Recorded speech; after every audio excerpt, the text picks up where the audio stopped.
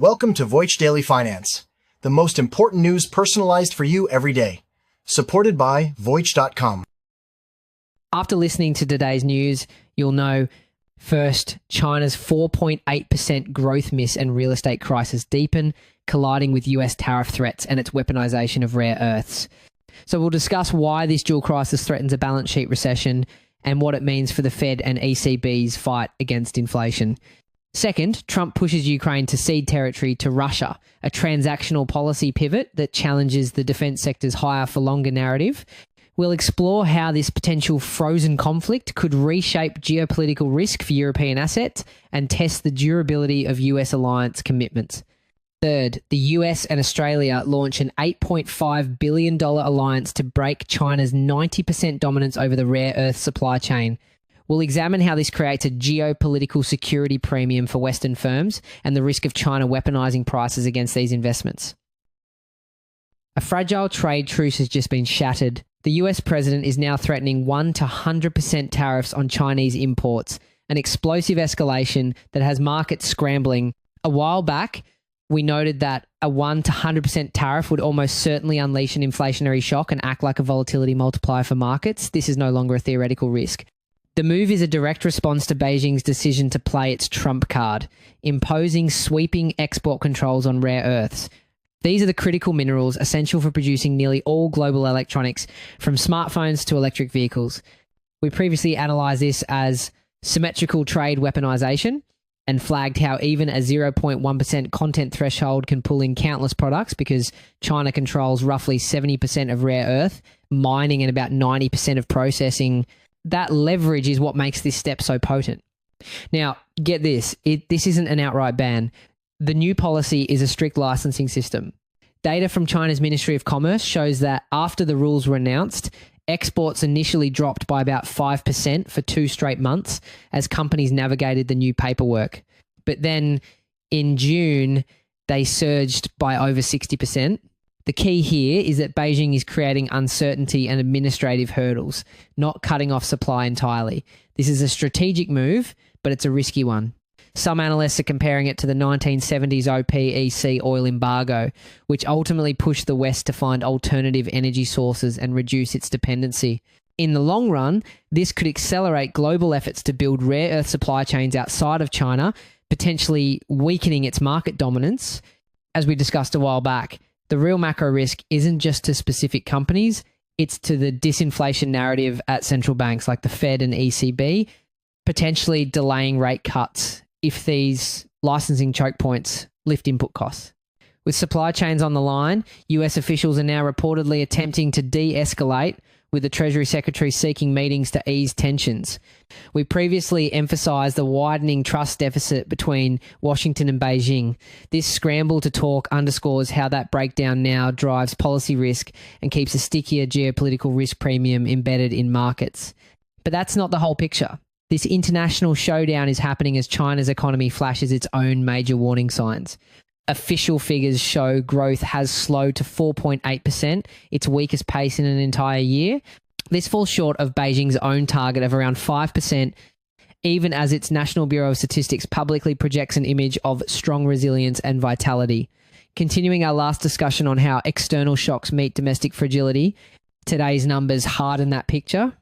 Interestingly enough, that 4.8% figure is masking a 2-speed economy. We're seeing a booming high-tech manufacturing sector where output grew by 9.5%. Production of new energy vehicles and industrial robots, for example, soared by over 35%. This is the resilience and vitality officials are talking about. At the same time, however, this strength is being completely offset by the crisis in real estate. So while one part of the economy is sprinting, another much larger part is dragging it down. This is where the situation takes a more complex turn. The real trouble might not be coming from Washington. It may be coming from within. China's massive property sector, which accounts for a staggering 1/3 of its entire economy, is in a tailspin. Real estate investment just plummeted 13.9%. Despite government support measures, home prices are falling in almost every major city, with reports of developers abandoning projects entirely. Economists at Oxford Economics are calling domestic spending sluggish, highlighting a deep internal weakness. We've said before that housing is still the major drag. Today's prints fit that assessment. So the thing is, the reason spending is so sluggish boils down to something economists call the negative wealth effect. For most families, their home is their biggest asset. When its value falls, they feel poorer and immediately cut back on spending, saving their money instead. This is why government stimulus like consumption vouchers isn't working. You know, after the COVID pandemic, the US government sent stimulus checks to households that had strong finances, so they went out and spent it. In China, the stimulus is being met with fear. Actually, this situation is starting to look a lot like what the economist Richard Koo famously termed a balance sheet recession. This is a rare and dangerous type of downturn. After an asset bubble bursts in this case, housing, households and companies become so focused on paying down their debts that they stop borrowing and spending, no matter how low interest rates go. This makes the central bank's usual tools ineffective. We previously framed it this way, and the latest investment and price data only deepen that risk. This all begs the question, what's the real end game here? While the world watches the tariff threats, experts are pointing to the crisis at home. According to analysis from Nanyang Technological University, even with the uncertainty from Washington, housing is still the major drag on China's economic growth. And remember, if Beijing judges this licensing playbook a success, it could replicate it in other dependencies like graphite or pharmaceutical precursors. Another reason global supply chains are being re-architected toward friendshoring. The big question now is what happens next. With a balance sheet recession looming, traditional monetary policy like cutting interest rates may not be enough to restart the engine. Therefore, the focus will be on whether Beijing rolls out a massive fiscal stimulus, direct government spending to counteract the private sector's retreat. For Chinese-speaking audiences, this has direct implications. A prolonged slump in domestic demand and real estate could put downward pressure on the yuan's exchange rate and affect employment in construction and related industries. We've also cautioned that companies in China with high US revenue exposure could face outsized volatility if decoupling hardens. Looking ahead, we need to watch two things. First, keep an eye on consumer confidence and retail sales data. These numbers will tell us if the domestic spending engine is sputtering out. Second, watch the export numbers. Recent data actually showed an unexpected 3.5% drop in exports, a sign that this lifeline is more fragile than it appears. If both the domestic and external engines are weak, China's economy will face an even more difficult road ahead. And alongside that, as we flagged earlier, watch the issuance rate of rare earth export licenses, any swings in rare earth prices, and key inflation prints like CPI and PCE. If cost pressures flare, central banks may have less room to ease just as trade shocks intensify. Speaking of major powers making risky moves on the global stage, a stunning pivot is unfolding inside the White House. US. President Donald Trump is reportedly pushing Ukraine to cede territory to Russia to end the war. This move is a classic example of what experts call transactional foreign policy, a shift that's so important because it prioritizes direct quid pro quo exchanges and immediate benefits over long-term alliances or shared values. Research from institutions like the Council on Foreign Relations highlights that this approach often relies on personal dealings between leaders, bypassing traditional diplomatic channels. It's a profound departure from the institutional foreign policy that has guided the US for decades, which is built on international norms and multilateral organizations. Following a meeting with Ukrainian President Volodymyr Zelenskyy, President Trump has urged Ukraine to accept Russia's terms for peace, which includes handing over the entire Donbass region. President Trump's justification? He stated that Russia has already taken 78% of the land and that both sides should stop right now at the battle lines. This idea of stopping at the battle lines would essentially create what's known as a frozen conflict. Now, a frozen conflict creates its own unique economic reality. While it might temporarily lower the volatility in energy prices, it simultaneously erodes long-term confidence in regional security like NATO. This forces a repricing of geopolitical risk in European assets. For investors, this means the euro could come under pressure and defence stocks might see a shift. At the same time, the focus would pivot from active military support to long-term reconstruction.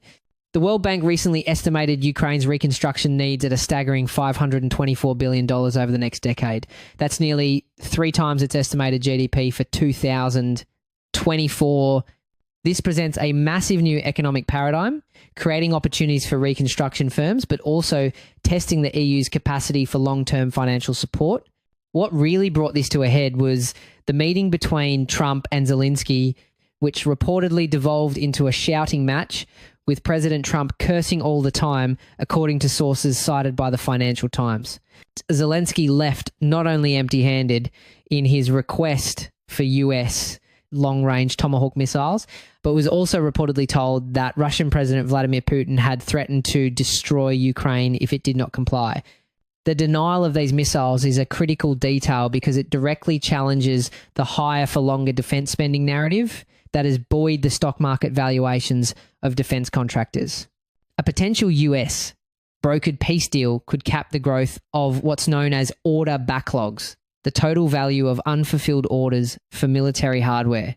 If these backlogs stop growing, it could trigger a rotation of investment capital out of the defense sector and impact the entire supply chain.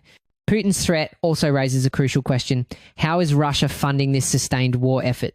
After all, it's largely through oil revenue, often sold via a so-called shadow fleet of tankers using deceptive practices to evade sanctions. The US holds a powerful tool here, secondary sanctions, which can be imposed on non-US entities, including those in China, for trading with sanctioned countries. Successful enforcement could cripple Russia's oil revenue. However, it also risks a major trade confrontation with Beijing, which could impact global supply chains and commodity prices. For Chinese-speaking audiences, this is a focal point. Increased US pressure on Chinese entities could create headwinds for related industries and add volatility to the RMB exchange rate. This dramatic shift comes after a lengthy phone call between President Trump and President Putin, where they agreed to hold in-person talks in Hungary. While Zelenskyy has stated he is ready to join that summit, it is not yet clear if he will receive an invitation. In a public post, President Trump summarized his advice to both leaders with an astonishing statement. Let both claim victory, let history decide. This new approach, where President Trump has also reportedly considered providing security guarantees to both Kyiv and Moscow, marks a significant potential change in US policy. The strategy appears to be a transactional one, creating profound uncertainty and forcing a re-evaluation of alliances and the future of the conflict. Here's where it gets interesting. If this transactional approach becomes a new US foreign policy doctrine, it could be replicated in other global hotspots, like the dispute over Taiwan. This would force markets to price in a much higher level of uncertainty regarding US alliance commitments. The potential impacts are widespread, affecting everything from the stability of semiconductor supply chains to global currency valuations. The key thing to watch going forward is whether this personalized deal-making style becomes the new normal, as it would require a fundamental rethinking of risk across global financial markets. We were just talking about shifting alliances and what that means for the defense sector. Well, that reminds me of another story about securing strategic assets. Let's start with a single statistic that might just change your entire perspective on global supply chains. One country controls 90% of the processing for materials essential for everything from your car to advanced military defense systems. That stranglehold is now facing a direct challenge. A while back, we talked about how trade tensions were shifting into what experts called symmetrical trade weaponization. The latest development is a live attempt to blunt that weapon by rebuilding the choke points themselves. These materials are called rare earths, a group of 17 elements that are the secret sauce in modern technology. They're not actually that rare in the ground, but turning the raw ore into usable high-purity metals is an incredibly complex and dirty process. This is where the real bottleneck is, and as we've discussed before, it's exactly the kind of precision leverage Beijing has favoured over blunt bands. These processed materials are indispensable for high-performance magnets used in electric vehicle motors, wind turbines, and precision-guided munitions. So controlling the processing is like controlling the choke point for the entire green energy and defense industries. The United States and Australia have just forged a major alliance to break China's dominance over the rare earths market. This isn't just a political statement, it's backed by serious capital. The deal unlocks a pipeline of $8.5 billion for Australian mining and processing projects, with an initial $1 billion to be invested in the next 6 months.